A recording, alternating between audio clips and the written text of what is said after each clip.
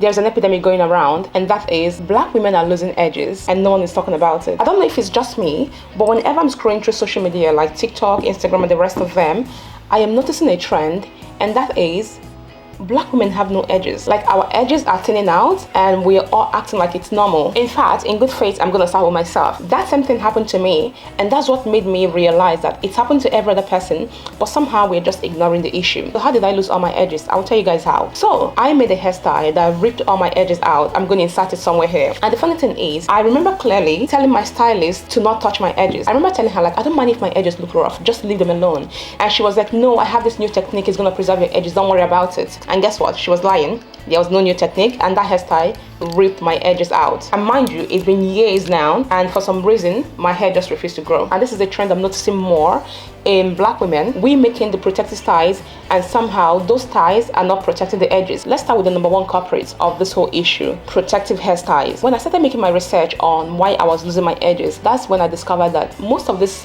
things that were sold to us as protective hairstyles are actually not protective. For instance, the braids. I used to think that if you have the braids on, your hair is protected, but that's not always the case. Sometimes this protective style braids is actually what causes the traction alopecia. Now, it's not necessarily the braids itself as much as it is about how the braids are made and how you end up packing the hair. Have you noticed that whenever you want to pack up your braids, it's always tugging at your hairline, and that constant tugging is how you end up thinning out your hairline? And mind you, it's not just the braids that tug at your hairline, even the cornrows do that as well. And let's not forget the ponytail, the wigs, the sew-ins. And mind you, cornrows are meant to be protective styles. All those things are supposed to be protective hairstyles are actually stressful hairstyles for your edges. Also, there's something else I want to say. The fact that we have normalized beauty being pain, you know, you hear this all the time, beauty is pain. If something is hurting you, it's damaging something. If something is painful, that's because it's tugging at your nerve or the follicles, and that's what that's painful. So that pain is your brain sending a signal that something is off.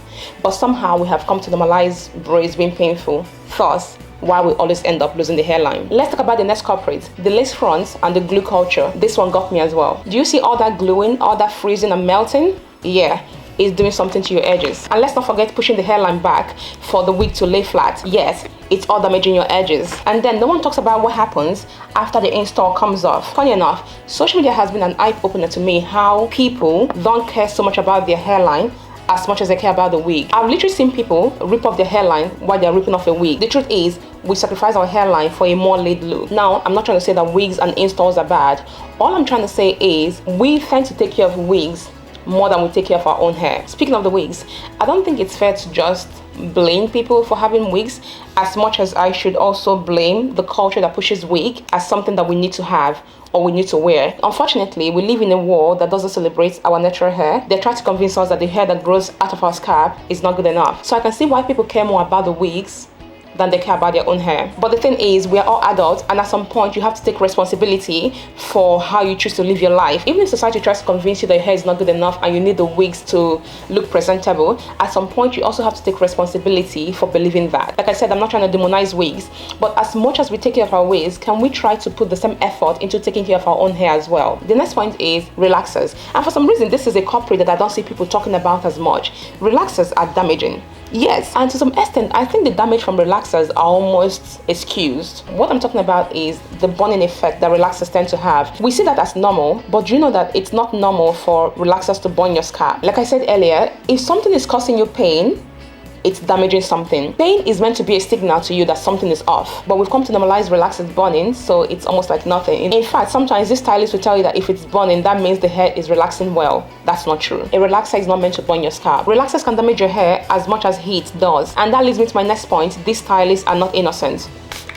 Like I said earlier, I lost my edges. I'm a stylist not listening when I said leave the edges alone. These stylists prioritize hair looking good over the health of your scalp or your hair or even your edges. They don't care, because why else would you prioritize neatness over the health of your scalp? For one, they make your braids too tight so it can last, or they let the relaxer sit on your hair longer than it should so they get the more slick look. Or let's talk about the wigs, the sew-in and the ponytails. Listen, these stylists don't care. When making the ponytail, they will literally snatch your edges for the hair to look sleek. Another culprit is how they use heat on your hair. They know, or at least they should know, that heat can be damaging to the hair, but you still see them using the hot iron on the higher setting to get that more sleek look. In fact, I feel like we have no accountability culture in salons. People are allowed to do whatever they want to do, and of course no one sues them. Even when these stylists damage your hair, you can't sue them because that's something hard to prove. Like, how can you prove that it was this exact style that damaged your hair? So because of the lack of accountability, they do whatever they want to do. My next point is, black women are paying for beauty standards we did not create. That is, the need for the hair to look polished all the time. Part of why this damage happens is that we try to force our hair to do things that our hair does not do naturally. For majority of black women, we don't have the sleek hair,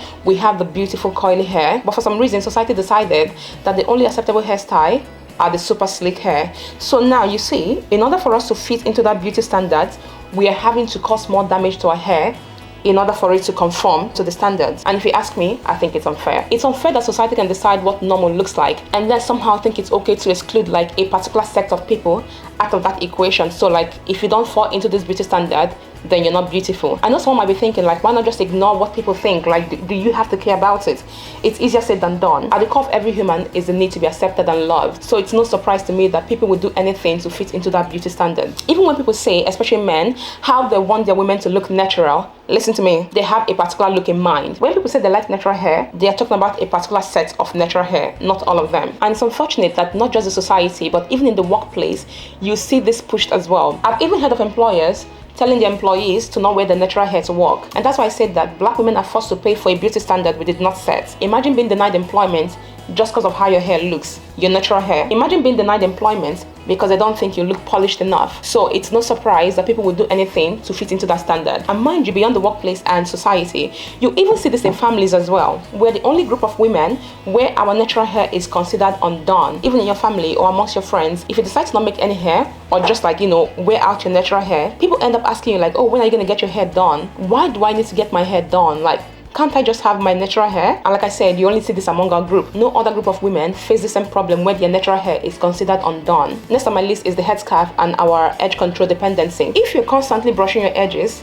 with the edge control and the brushes in order to get that more sleek look, I want you to know that you're damaging your edges. Your edges are very delicate, and that constant brushing is what leads to breakage. That is to say, if your edges are snatched today, they'll be sparse tomorrow. There's nothing wrong with occasionally trying to lay your edges down, but when you make it a habit that every single day your hair has to look sleek and snatched, that's where the problem comes in. In fact, I'm starting to challenge the notion that we need to have baby hairs, and the baby hairs need to look snatched and sleek and all laid down. Because like I said earlier, unfortunately, we try to make our hair do the things that naturally it's not supposed to do. And that is why you don't see thinning hairlines in other groups as much as you see it amongst black women. Now, I'm not trying to say that other groups or races don't have thinning hairline. All I'm saying is you don't see it as much as you see it amongst our own group. And that's because they don't force their hair to do the things that their hair wouldn't normally do, because their hairline is usually fine.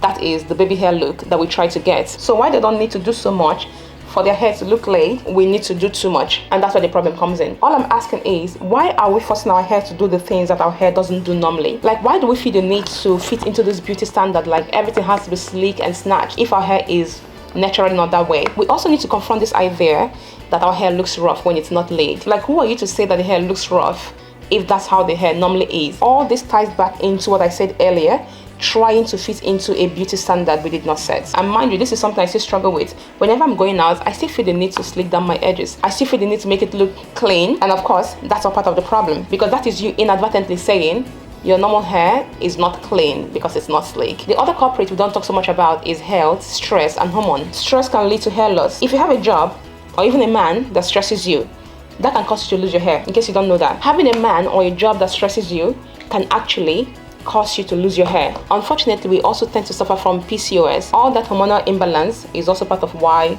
we lose hair sometimes. In fact, hair loss is a signal that something is wrong with the body, but I think for some reason in our community it's normalized for you to lose hair, so losing hair is seen as nothing. But listen, if you start noticing that your hairline is falling out so much or unexplainably, it's time to see a doctor. Go see a doctor, something is off. It's not normal to lose copious amount of hair anytime you comb. If you're seeing yourself losing hair anytime you comb your hair, don't take it as normal. You need to see your doctor. My next point is, as a community, when it comes to hair, we tend to shame people instead of educating them. Someone being bald is an insult. And also, whenever we talk about wigs and the lace fronts, we come from an angle of shaming people instead of educating them. And listen, shame does nothing but cause people to hide or not even seek out the help that they need because they know that it will be met with shame and embarrassment. And that silence is what keeps the cycle going. Like I said earlier, I have no problem with braids, with cornrows, with wigs. I love all these things.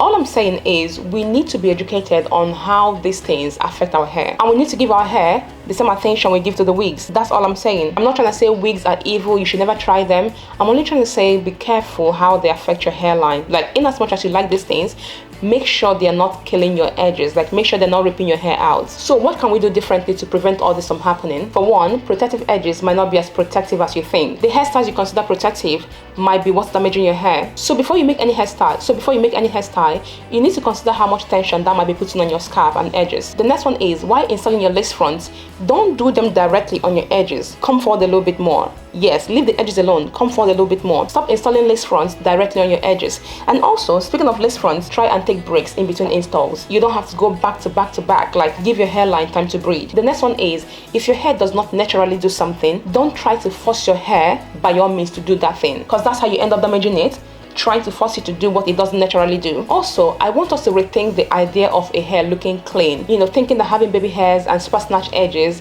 is the only acceptable way for you to look good as a woman. Like I said, I'm not anti-braid or anti-wig. It's all about moderation, and I'm not here to shame anyone, because I even shared my own story of how I lost my edges, so I'm not even in a position to shame anyone because it happened to me as well. All I'm saying is, beauty shouldn't be pain, and beauty shouldn't cost us our hairline, and we should normalize not listening to society. Like, society can be wrong. We should also learn to accept our hair in its natural form. Like, fuck society. I don't give a fuck about that. If a hair grows on my scalp, it's accepted. I don't have to wait for someone to tell me what's acceptable or not. Like, if it's my hair, it's acceptable. So tell me in the comments, am I the only one that have noticed this, or are you guys noticing it as well? Because unfortunately, I only started noticing that once I lost mine, and then it dawned on me that this is happening to every other person as well, not just me. Anyway, that's it for this video. Do you think I missed out something, or is there something else you want to contribute? I am happy to read it in the comment section, and I will see you guys in my next one. Bye.